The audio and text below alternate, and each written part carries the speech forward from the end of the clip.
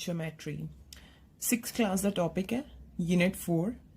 पहला असी कुछ इंट्रोडक्शन करांगे, अपना बेस बनावांगे 4th चैप्टर वास्ते। उस तो बाद आप इन्हां दी एक्सरसाइज स्टार्ट करांगे। सो जो फर्स्ट ये चीज़ है जी अंडरस्टैंड करनी बहुत ज़रूरी है, दैट इज़ पॉइंट। ਜਦੋਂ ਵੀ ਅਸੀਂ ਕਿਸੇ ਨੂੰ ਕਹਿੰਦੇ ਆ, ਕਿਸੇ ਬੱਚੇ ਨੂੰ ਕਹਿੰਦੇ ਆ ਕੈਨ ਯੂ ਡਿਫਾਈਨ ਪੁਆਇੰਟ, ਤਾਂ ਉਹ ਬੱਚੇ ਕੀ ਕਰ ਜਾਂਦੇ ਆ, ਕਹਿੰਦੇ ਆ ਐਦਾਂ ਇੱਕ ਮਾਰਕ ਲਗਾ ਦਿੰਦੇ ਆ, ਉਹ ਕਹਿੰਦੇ ਇਹ ਪੁਆਇੰਟ ਹੈ। नो डाउट ये पॉइंट है, बट एक डेफिनेशन भी तो होंगी है ना। तो पॉइंट नू किद्दां डिफाइन करते हैं? पॉइंट नू डिफाइन करते हैं a point has no length, breadth and height. Okay, इस चीज़ को अंडरस्टैंड करो। पॉइंट की ना लेंथ होंगी है, ना ब्रेथ होंगी है, ना हाइट होंगी है। फिर जदों तुसी पॉइंट का डायग्राम या पॉइंट नू डिनोट करते हो, वो कुछ वो एक अलग चीज़ है, वो ज्योमैट्रिकल रिप्रजेंटेशन है। ठीक है, वो फोटो है, वो फिगर है।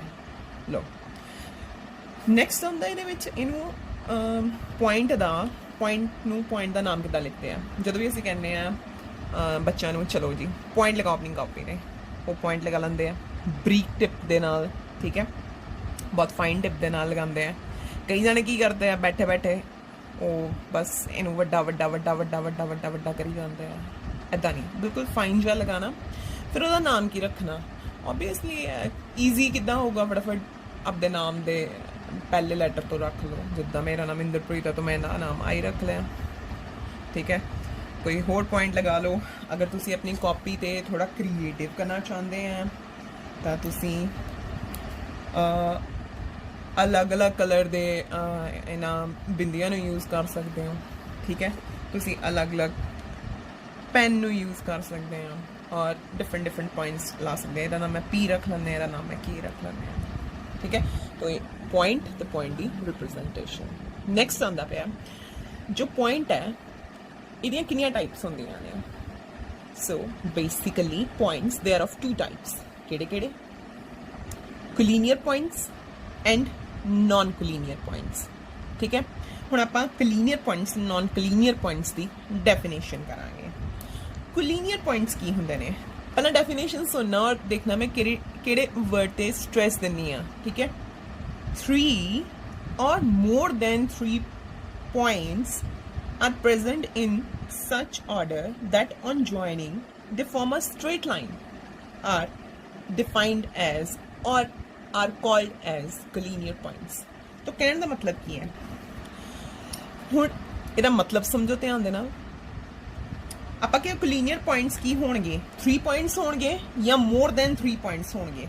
तो ठीक है, मैं की कीता, मैं 3 पॉइंट्स लगाए। ठीक, 3 पॉइंट्स नू लगाओ, पर इस तरह लगाओ जिद्दां हुण मैं 1 पॉइंट लगा दिता, उस तो बाद मैं दूसरा पॉइंट लगा दिता, उस तो बाद मैं एक और पॉइंट लगा देता और मैं 3 पॉइंट्स लगा देते हैं। ठीक है, हुण ये 3 पॉइंट्स नू मैं इदां अरेंज करिया कि जदों मैं इन्हां नू ज्वाइन करा, जदों मैं इन्हां नू ज्वाइन करा तो मेरे कोले एक स्ट्रेट लाइन आ जाए, मेरे कोले बिल्कुल एक स्ट्रेट लाइन आ जाए। ठीक है, तो कोलिनियर पॉइंट्स असीं किद्दां डिफाइन करांगे? 3 और मोर दैन 3 पॉइंट्स। 3 लेने हैं, 3 तो ज़्यादा भी ले सकते हैं, पर 2 नहीं लेने, 1 नहीं लेने। ओके, 3 और more than 3 points if they are present in a particular fashion that on joining them they form a straight line, बिल्कुल सीधी लाइन बने, then the points they are called as collinear points। तो next करांगे असीं non collinear points। next आंदा साडे कोल non collinear points। 3 or more than 3 points if they are present in such order that on joining them we never get a straight line, then the points they are referred as non-collinear points। okay, तो फिर question दे विच जो ये definition है, definition दे विच आंदा है 3 or more than 3 points। बहुत important चीज़ है। आपां की कीता, आपां 4 पॉइंट्स ले ले, मैं इन्हां दा नाम रख दिंदे हैं, एक दा नाम ए, एक दा नाम बी, एक दा नाम सी और एक दा नाम डी। हुण मैं तुहानूं कहनी है रनिंग आर्डर दे विच इन्हां नूं मिलाओ आपस दे विच और चेक करो वैदर दे आर कोलिनियर और नॉन कोलिनियर। तो तुसी की करोगे, तुसी तुहानूं सारिआं नूं ABC आंदी है, तुसी ए नूं बी नाल मिलाओगे है ना, फिर तुसी बी नूं सी नाल मिलाओगे एंड लास्ट दे विच तुसी सी नूं डी दे नाल मिलाओगे। तो तुसी चेक करोगे कि ये एक स्ट्रेट लाइन आ रही है, एक सीधी लाइन आ रही है, नहीं बिल्कुल नहीं आ रही, जिगजैग लाइन आ रही है, ठीक है, टेढ़ी मेढ़ी लाइन आ रही है। सो यही तो डेफिनेशन कहती है, अगर 3 और 3 तो ज़्यादा पॉइंट्स एक ਇਹੋ ਜਿਹੇ फैशन ਦੇ ਵਿੱਚ ਪਏ ਹੋਣ, अगर उन्होंने ਅਸੀਂ ज्वाइन करिए तो ਸਾਡੇ ਕੋਲ स्ट्रेट लाइन ना बने, उन्होंने ਅਸੀਂ ਕੀ ਕਹਿੰਦੇ ਆ नॉन कोलिनियर पॉइंट्स। ठीक है, अच्छा हुण दिमाग ਦੇ ਵਿੱਚ ਇੱਕ ਗੱਲ ਆਂਦੀ ਹੋਣੀ ਹੈ कि ਜਦੋਂ ਅਸੀਂ कोलिनियर पॉइंट्स या नॉन कोलिनियर पॉइंट्स ਨੂੰ डिफाइन ਕੀਤਾ, ठीक है, ਤਾਂ ਅਸੀਂ ਦੋਨੇ ਡੈਫੀਨੇਸ਼ਨਸ ਦੇ ਵਿੱਚ ਇੱਕ ਚੀਜ਼ ਬੋਲੀ, ਉਹ ਚੀਜ਼ ਸੀਗੀ ਕਿ 3 or more than 3 points. Why not 2? Why not only 1 point? 2 points क्यों नहीं भी? 1 point क्यों नहीं? लो फिर उन्होंने देखते हैं। तो नेक्स्ट क्वेश्चन है, ये 3 चीज़ां करन तो बाद नेक्स्ट जेड़ा क्वेश्चन है वो है while defining collinear points and non-collinear points, we always consider 3 or more than 3 points, not 2, not 1. Why? चलो हुण केस 1 डिस्कस करते हैं जिहदे विच असीं लिखा होया 2 पॉइंट्स। असीं 2 पॉइंट्स क्यों नहीं कहते कि 2 पॉइंट्स कोलिनियर हो सकते हैं? ओके, मैं की कीता, मैं 2 पॉइंट्स लगा ले, ठीक, हुण मैं 2 पॉइंट्स नूं ज्वाइन कीता, मैं 2 पॉइंट्स नूं ज्वाइन कीता, मैं देखिया ये तो स्ट्रेट लाइन आ रही है। अच्छा, फिर मैं पोजीशन चेंज कर दी, मैं इधर और वर्टिकल पोजीशन च जाके 2 पॉइंट्स लगा ले, ठीक है। जब मैं वर्टिकल पोजीशन च जाके 2 पॉइंट्स लगाए तो मैं चेक किया, मेरे को उस टाइम भी की आ रही सी, स्ट्रेट लाइन आ रही सी।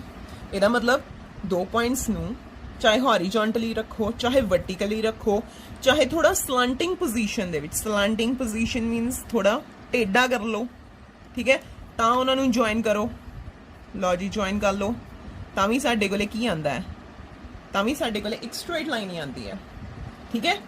तो 2 पॉइंट्स ਨੂੰ ਅਸੀਂ ਕੋਲੀਨੀਅਰ ਜਾਂ ਨॉन ਕੋਲੀਨੀਅਰ ਨਹੀਂ ਕਰ ਸਕਦੇ, ਇਹਨਾਂ ਨੇ ਤਾਂ ਹਮੇਸ਼ਾ ਸਟ੍ਰੇਟ ਲਾਈਨ ਬਣਾਣੀ ਹੈ, ਚਾਹੇ ਇਹ ਹੌਰੀਜ਼ੌਂਟਲੀ, ਵਰਟੀਕਲੀ, ਸਲਾਂਟਿੰਗ ਪੋਜੀਸ਼ਨ 'ਚ ਜਿੱਦਾਂ ਮਰਜ਼ੀ ਪਏ ਹੋਣ, ਠੀਕ ਹੈ। ਔਰ ਜਿਹੜਾ 1 ਪੁਆਇੰਟ ਆਂਦਾ ਕਿ ਅਗਰ ਸਾਡੇ ਕੋਲ ਇੱਕ ਪੁਆਇੰਟ ਆ, ਹੁਣ ਸਪੋਜ਼ ਮੇਰੇ ਕੋਲ ਇੱਥੇ ਇੱਕ ਪੁਆਇੰਟ ਹੈ, ਮੈਂ ਇੱਕ ਪੁਆਇੰਟ ਲਗਾ ਲਿਆ, ਠੀਕ ਹੈ। ਹੁਣ ਮੈਂ ਇਸ ਪੁਆਇੰਟ ਦੇ ਵਿੱਚੋਂ ਕੀ ਕਰ ਸਕਦੇ ਹਾਂ, ਇਹ ਇੱਕ, ਇਹ ਦੂਸਰੀ, ਇਹ तीसरी, ए चौथी, ए पंजवीं, और इदा करते करते ना जाने कितनी लाइन्स खिंच सकते हैं, ठीक है। और ये सारिया लाइन स्ट्रेट लाइन्स ही आ रही हैं, ठीक है ना।